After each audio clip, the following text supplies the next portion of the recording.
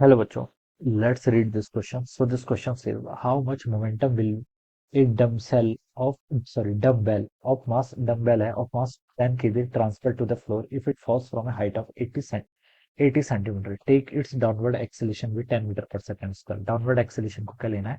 10 metre पर second square लेना है. आपको बताना है कि how much momentum will A dumbbell जिसका मास 10 kg है ट्रांसफर करेगी फ्लोर को. ऑलराइट, देखिए बच्चों, इस क्वेश्चन का की कॉन्सेप्ट आप देखिए, मोमेंटम ट्रांसफर लिख लीजिए. क्या लिख लीजिए? आपका मोमेंटम ट्रांसफर लिख लीजिए, या फिर मोमेंटम लिख लीजिए. क्या लिख लीजिए? मोमेंटम. ठीक है, this will be the key concept of this question. ठीक है, तो देखिए बच्चों, जब एक डंबल क्या करेगा, एक ग्राउंड को, फ्लोर को क्या करेगा, स्ट्राइक करेगा. ठीक है, तो कितना मोमेंटम ट्रांसफर करेगा ये हमें बताना है. ठीक है, तो जो मोमेंटम देखिए डंबल का होगा just before striking the ground, ground को स्ट्राइक करने से पहले, उतना मोमेंटम क्या करेगा, उसको ट्रांसफर करेगा. तो वो बताना है. तो बच्चों देखिए, मोमेंटम की डेफिनेशन क्या होती है? मोमेंटम होता है आपका मास टाइम्स वेलोसिटी. ठीक है, हमें सिर्फ यहाँ पर मैग्नीट्यूड की बात करनी है, तो ऐसे लिख लेता हूँ, मैग्नीट्यूड ऑफ मोमेंटम किसके इक्वल हो जाएगा?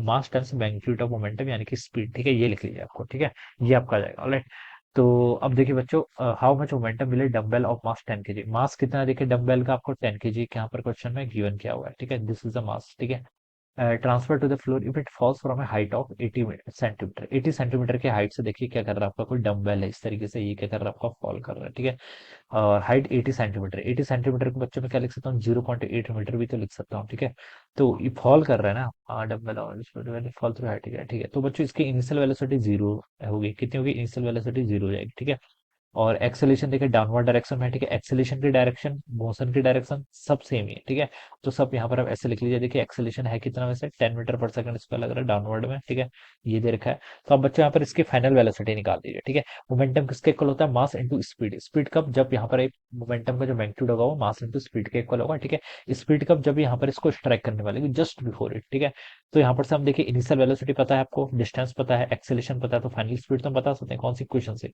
We square is equal to कितना होता है आपका, u square plus two a, इस इक्वेशन से. ठीक है, तो वी स्क्वायर देखिए कितना रहेगा, इनिशियल जीरो के इक्वल था, plus two times acceleration. Acceleration आपका 10 मीटर पर सेकंड स्क्वायर डाउनवर्ड डायरेक्शन में.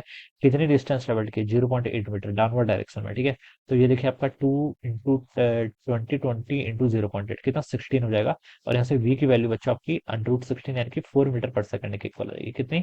4 मीटर पर सेकंड के इक्वल आएगी. ठीक है, तो ये आपके यहाँ से वी आ गया. ठीक है, अब आपको मोमेंटम ट्रांसफर बताना था, तो मोमेंटम देखिए किसके इक्वल होगा आपका, मास टाइम्स स्पीड. ठीक है, मास कितना है देखिए इसका 10 केजी, इसको 4 से आप मल्टीप्लाई कर लीजिए, तो हो जाएगा आपका 40.